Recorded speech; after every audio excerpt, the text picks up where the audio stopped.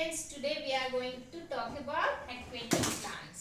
तो aquatic plants क्या होते हैं? वे plants जो पानी में होते हैं, जैसे कि rivers, ponds और lakes और बहुत सारे और भी, जैसे कि marine ecosystem में होता है, जैसे कि sea water में भी होते हैं, बहुत सारे plants उसमें भी पाए जाते हैं. तो ये सब क्या होंगे? aquatic plants. Aqua means water होता है, तो जो प्लांट्स वाटर में ग्रो करते हैं वो एक्वेटिक हुए.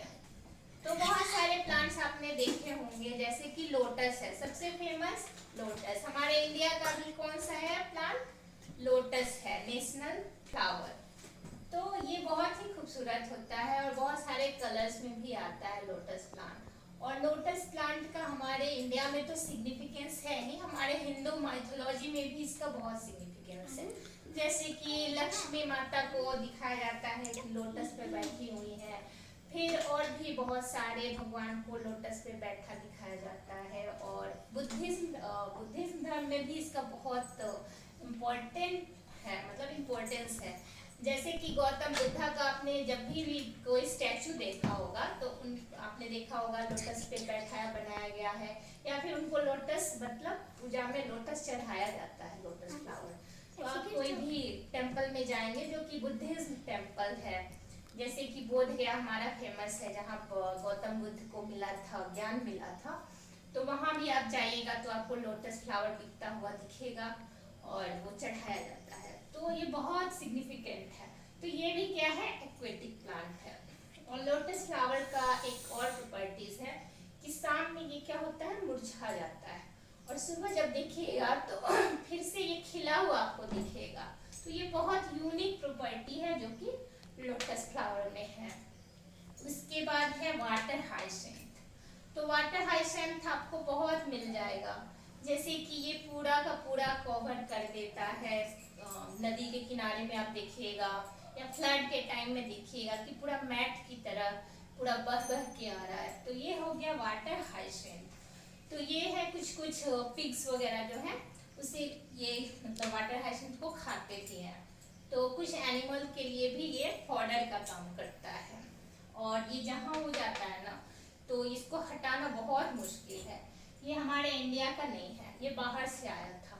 और उसके बाद क्या हुआ? ये स्प्रेड करते जाता है और वाटर के जितने ऑक्सीजन कंटेंट है उनको कम करता है.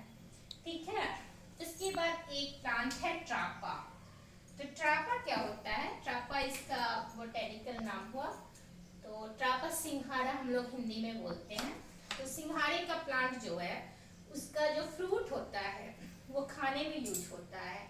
तो बहुत सारे हमारे देश में जो फास्टिंग रखते हैं लोग, व्रत रखते हैं, उपवास रखते हैं, क्योंकि इसको फ्रूट माना गया है.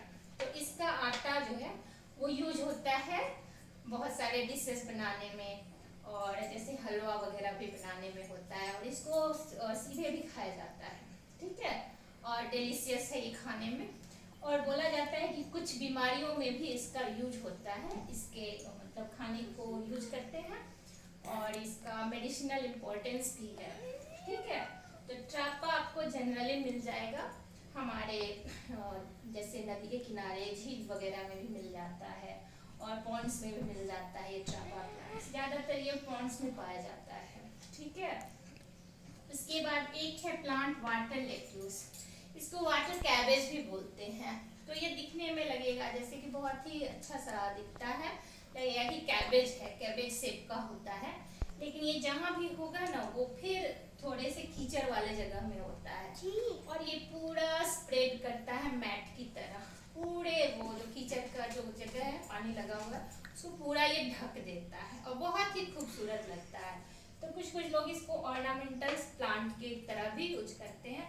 अपने गार्डन में भी थोड़ा पानी का रख लेते हैं जगह पे और उसमें लगा देते हैं, तो ये खूबसूरत सा दिखता है.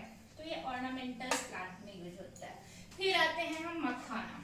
ये भी क्या है? एक्वेटिक प्लांट्स का प्रोडक्ट है. तो मखाना जो है हमारे बिहार में काफी मिलता है. और जो दरभंगा है ना, दरभंगा तो फेमस है अपने मखाने के लिए. तो इसका बोटेनिकल नाम है यूरल फेरोक्स.